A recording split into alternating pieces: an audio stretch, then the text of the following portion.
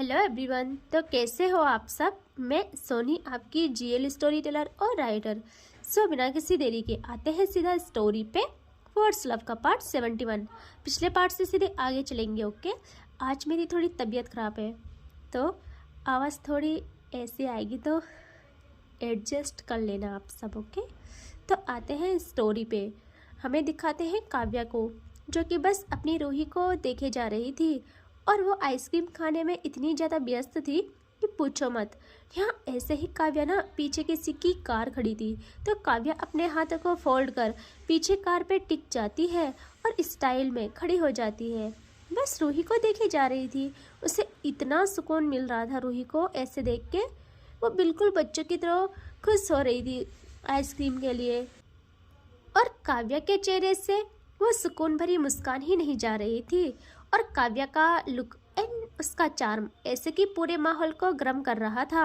रूही ऐसे ही खाते खाते देखती है काव्या को और रूही की नज़र ना काव्या पे गई ही थी कि उसकी साइड में भी चली जाती है। वहाँ कुछ लड़कियाँ दिख रही थी और वो ना बस काव्या को देखे जा रही थी, जो कि बस ना काव्या को देखे जा रहे थे बहुत ही प्यार से। और उनकी नज़रों से साफ पता चल रहा था कि वो अट्रैक्ट हो रही है काव्या से। और रूही के मासूम जैसे फेस पे क्रोध की अग्नि धधक जाती है। वो जल्दी से काव्या के पास आती है और कहती है ये क्या है। काव्या थोड़ा कंफ्यूज हो जाती है और कहती है जान क्या हुआ। रूही कहती है आपको बड़ा शौक है हीरो बनने का, है ना। काव्या भी लाई कि अबे मैंने किया क्या है, अभी माहौल इतना गर्म कैसे हो गया। काव्या कहती है कि जान आप क्या बोल रहे हो, क्या हो गया। अपनी आइसक्रीम पे फोकस करे ना। रूही कहती है हाँ मैं आइसक्रीम पे फोकस करूँ ताकि आप लड़कियां ताड़ो, है ना। काव्या ना हंसती है और कहते हैं जान कुछ भी, हाँ कुछ भी बोले जा रहे हो। रूही कहती है देखा हंसी आपकी, आप ना बहुत गंदे हो सच में। काव्या जल्दी से कार से हट के रूही के पास आती है और कहती है जान क्या हुआ, आई लव यू। अभी क्या हुआ आपको, अभी तक तो सब सही था। रूही कहती है पहले ये पकड़ो और वह काव्या के हाथ में अपनी बची हुई आइसक्रीम पकड़ाती है। काव्या भी पकड़ लेती है। यहाँ रूही काव्या के करीब आती है और काव्या कहती है जान क्या, हाँ क्या इरादा है। रूही कहती है चुप करो। और वो अपने हाथ काव्या की तरफ बढ़ाती है कि काव्या ना टीजिंग वे में पीछे चली जाती है, अपने कदम पीछे लेती है और अगेन कार से टिक जाती है। जहाँ रूही को बहुत गुस्सा आता है, वो गुस्से में काव्या के पास आती है और एक झटके के साथ काव्या के कॉलर पे हाथ रखती है। काव्या कहती है ओह जान रफ, हाँ बट बेबी घर जाने दो ना। आपको नहीं लगता ये जगह माहौल सही नहीं है। देखो मुझे कोई प्रॉब्लम नहीं है बट मेरी जान आपको हो सकती है।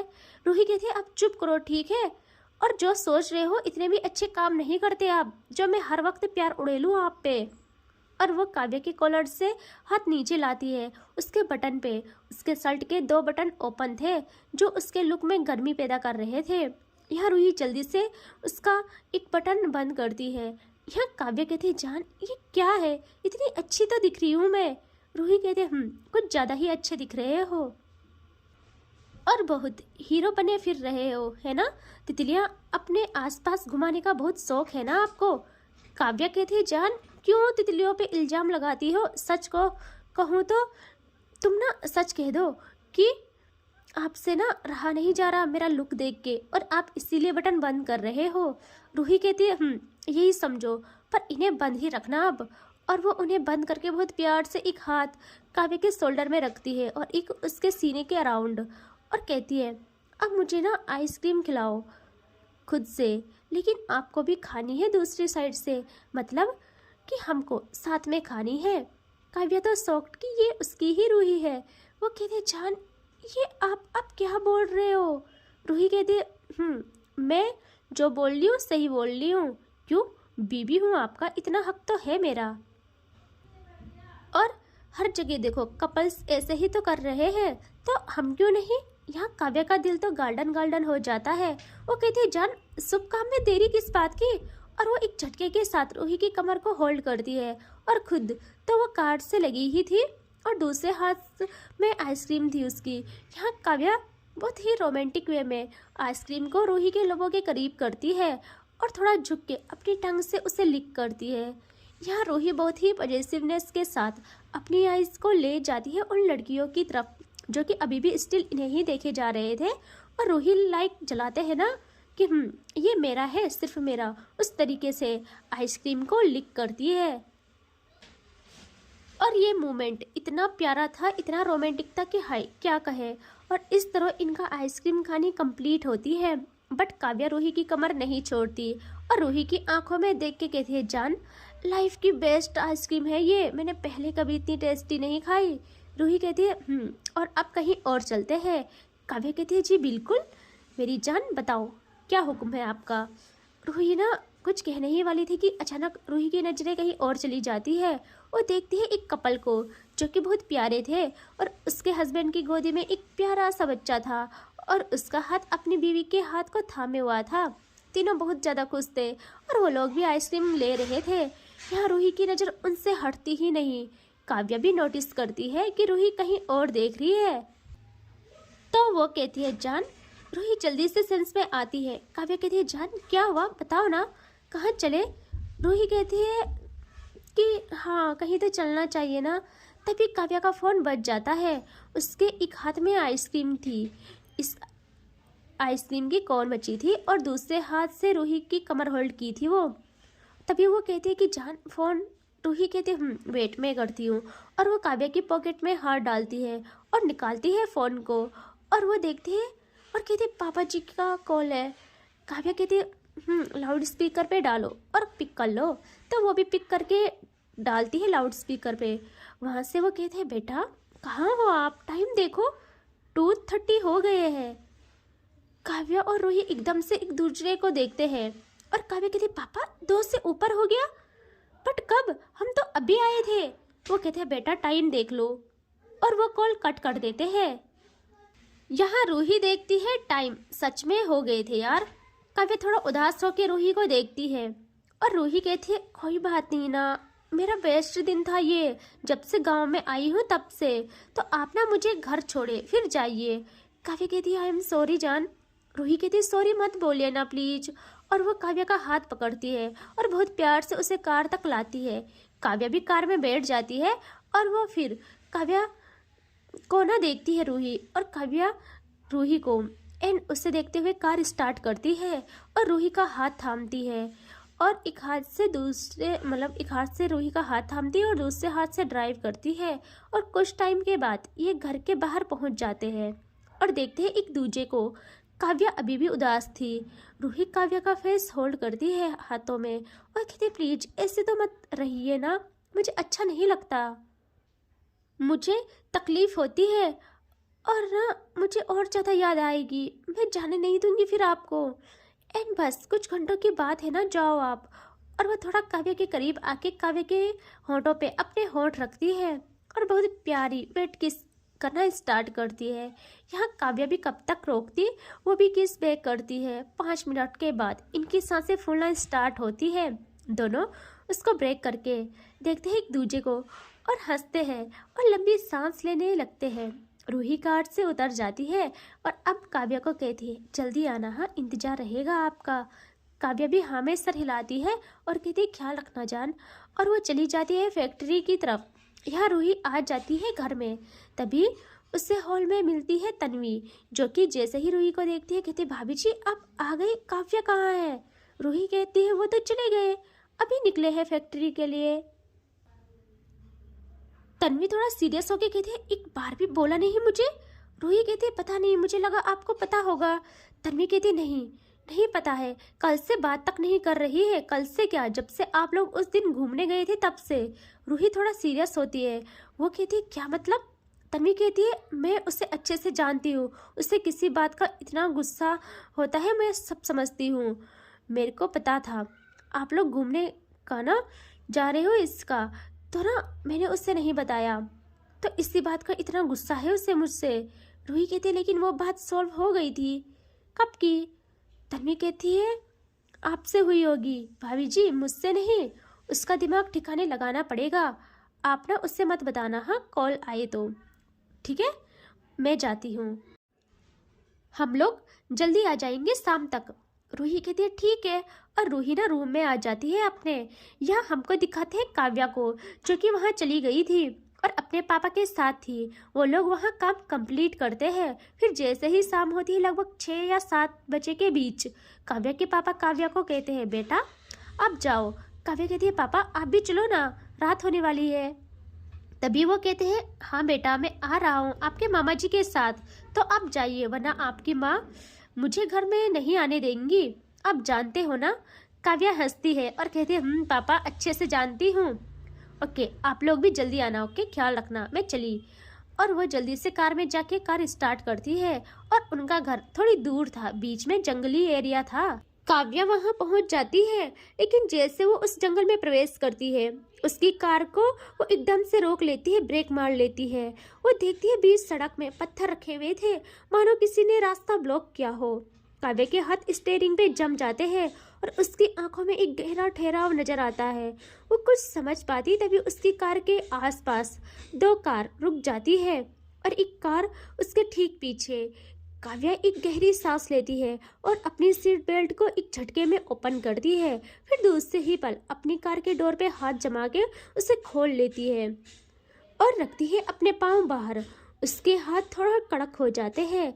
अपने शर्ट के स्लीव्स को दूसरे हाथ से फोल्ड कर अच्छे से सेट करती है। वो चेहरे पे एक भी सिकंज नहीं, एक भी टेंशन नहीं। और दूसरे ही पल उन कार से 8 लड़के हाथों में रोड लिए उतरते हैं नीचे एंड एक जंगली मुस्कान लिए बढ़ते हैं काव्या की तरफ।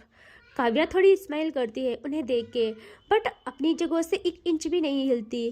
काव्या के पास एक लड़का आता है। वो बोलता है, मैडम थोड़ा बात सुन लो, आपको जमीन पे उतारना था हमें। काव्या हाथ उठा के रोक लेती है उसे और कहती है, बात तुमसे होगी नहीं, तोड़ना जरूरी होगा बस। और उसकी ये बात सुन के पहला आदमी भाग कर आता है। काव्या उसका एक झटके में ना पकड़ लेती है उसका हाथ और शेरनी की ग्रिप ऐसे कि हाथ मोड़कर सीधा उसे ना बोनट पे पटक देती है धड़ से। और इतना फास्ट था कि आवाज पूरे रोड में गूंज जाती है और दूसरा पीछे से अटैक करता है। तभी काव्या उल्टा मुड़ के उसके पेट में इतना गहरा किक मारती है कि बंदा 2 कदम पीछे जाके घुटनों के बल गिर जाता है और तीसरा नाइफ निकालता है। काव्या की आंखों में एक ठंडी सी मुस्कान होती है उस पल। वो उसका हाथ पकड़ के एक झटके में चाकू दूर फेंक देती है। फिर उसके गाल पर एक ऐसा मुक्का देती है कि बंदा हवा में घूमकर जमीन में सीधा पटक जाता है। और ऐसे ही एक कर सब काव्या पे अटैक करते हैं। लेकिन काव्या यार, उसकी फाइटिंग स्किल इतनी तगड़ी कि हर बार का मुंह तोड़ जवाब देती है। वो लग रहा था जैसे वो जानती थी कि ऐसा कुछ होने वाला है। पता नहीं क्यों उसके दिल ने पहले ही उसे कुछ साइन दे दिए थे। उसकी सांसें तेज पर चाल पूरी शेरनी जैसे हैवी और काम। काव्या अपने कपड़ों से डस्ट साफ करती है, उन तीनों को नीचे देखकर बोलती है, अगली बार सोचकर रोकना। काव्या को रोकना मुश्किल ही नहीं नामुमकिन है। वैसे मुझे लग तो रहा था कोई पीछा कर रहा है, पर तुम नमूने होंगे पता नहीं था। वैसे ये इतना तगड़ा फाइट नहीं रहा, लेकिन ये एक साजिश है, मुझे भली भांति पता है। सो चुपचाप मुझे बताओ कि ये किसका कराया है। यह सारे लोग चुप रहते हैं, कुछ बोलते नहीं, लेकिन उनमें से एक चुपके से काव्या के पीछे ही रह जाता है। वो एक रोड निकालता है और काव्या को ये फील नहीं होता है, लेकिन और दूसरे ही पल वो उसे हाथ में लेके हवा में उठाता है और एक झटका, बस एक झटका कि उस रोड और काव्या के बीच की दूरी बस 2 इंच ही रह जाती है। उसी सेकंड जस्ट फायर, एक गन चलने की आवाज़ पूरे माहौल को कपा लेती है। काव्या वहीं पे स्टिफ रह जाती है और रोड उतनी तेज तो नहीं, लेकिन काव्या के बाजू से होके नीचे स्लाइड होती है और काव्या का बाजू छिल जाता है और ब्लीडिंग आना स्टार्ट। यहाँ काव्या आंखों में आग लिए जख्मी शेरनी की रो पलटती है पीछे और तभी वो देखती है कि वो लड़का बेहोश होके गिर जाता है नीचे ज़मीन पे धड़ाक से।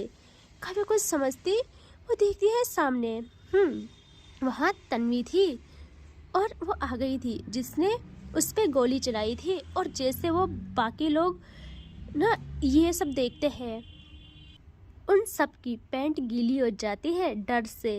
वो बहुत मुश्किल से खुद को संभालते हैं और वहाँ से भाग जाते हैं और उनको रास्ता सब पता था। वो लोग कार छोड़ के जंगल के रास्ते भाग जाते हैं। यहाँ हमें दिखाते हैं कि दूर से एक कार ये सब देख रही थी और कोई लड़का उसमें बैठा था और वो वीडियो शूट कर रहा होता है और फिर कुछ टाइम के बाद वो वहाँ से चला जाता है। यहाँ काव्या तो बस तन्वी को देखती रह जाती है और तन्वी काव्या की तरफ अपने कदम बढ़ाती है। काव्या चेहरे पे जीरो एक्सप्रेशंस लिए तन्वी को देखती रहती है। तन्वी काव्या के पास आके कहती है, तुम ठीक हो? और क्या हुआ? हाँ, इतना गुस्सा किस बात का है तुम्हें? और वो देखती है काव्या के बाजू पे वहाँ ब्लीडिंग आना स्टार्ट हो रही थी। वो वहाँ टच करने के लिए हाथ बढ़ाती है और कहती है, ये क्या हुआ? दर्द दर्द हो रहा क्या? यहाँ काव्या उसका हाथ एक झटके के साथ हटा देती है और कहती है, छूना मत मुझे, एहसान की जरूरत नहीं है मुझे किसी की, मैं खुद को प्रोटेक्ट कर सकती हूँ, समझी? यार तन्वी को इतना गुस्सा आता है, वो काव्या का कॉलर झटके से ग्रैब करती है और कहती है, अच्छा खुद को प्रोटेक्ट कर सकती हो तो किया क्यों नहीं? कैसे लगी ये चोट? और हुआ क्या है तेरे को? इतना गुस्सा क्यों? क्या एहसान लगा रखा है? ढंग से बात नहीं कर रही, बेवजह का गुस्सा इतनी छोटी सी बात को लेके। और जैसे ये बोलती है यहाँ काव्या भी झटके से तन्वी का कॉलर पकड़ती है और कहती है, छोटी सी बात मत कहना इसे, छोटी सी बात बिल्कुल मत कहना, तुझे भी पता है जहाँ बात रूही की है वो बात मेरे लिए छोटी नहीं रह जाती, मेरी सांसों से बढ़कर हो जाती है। और तुझे पता था सब कुछ, तूने क्यों नहीं बताया मुझे? मैं उसी पल उस राहुल का मुंह तोड़ देती। तन्वी भी आंखों में आंखें डाल के कहती है, फिर तोड़ा क्यों नहीं? हाँ तोड़ देती ना, क्यों सहन कर रही है सब कुछ? मुझे बस इतना पता था कि घूमने का प्लान बना है, ये पता नहीं था कि ये लोग जाएंगे। मुझे लगा हम नहीं जा रहे तो ये लोग भी नहीं जाएंगे, और उल्टा तू मुझे सुना रही है। हमारी दोस्ती तो ऐसी नहीं थी यार। यहाँ काव्या कहती है, दोस्ती को मैं खुद से ऊपर मानती हूँ और निभानी आती है मुझे बखूबी, लेकिन मेरी रूही मेरे लिए क्या है ये बात तुम अच्छे से जानती हो। जिसने भी उसकी तरफ आंख उठा के देखा, मैं रिश्ते भी भूल जाऊंगी उसी पल। यहाँ तन्वी कहती है, तो जो ये गुस्सा है ना, इस गुस्से को वहाँ निकालना जहाँ निकालना चाहिए ये। और तूने भाभी को भी हर्ट किया इस बात से, जबकि तू जानती है वो बेकसूर है। बताना उनको सच्चाई, फिर वो नहीं करेंगी किसी से बात। काव्या को इतना गुस्सा आता है, वो कहती है, तू सब जानती है, मैं नहीं बता सकती, मजबूरी है मेरी और तेरी भी। कुछ दिनों में पूजा कंप्लीट हो जाएगी और हम अपने घर चले जाएंगे, फिर सब बात यहीं ख़त्म। मैं अपने रिश्तों को बिखरता नहीं देख सकती हूँ। यह तन्वी क्या ही करती, वो ना कुछ नहीं सोचती। उसे काव्या का गुस्सा पता था, वो काव्या को सरन से हक कर लेती है। उनकी दोस्ती ही ऐसी थी, जितनी भी लड़ाई हो बट एक दूजे ही समेट देते हैं, ऐसा था। यह काव्या भी इमोशनल हो जाती है और तन्वी को हक बैक करते हुए कहती है, अगर कुछ भी हम दोनों के बीच छिपाया तूने तो मैं तुझे मार डालूंगी। और हाँ, मेरी रूही के मैटर में मैं कैसी हूँ भूलना मत, समझी?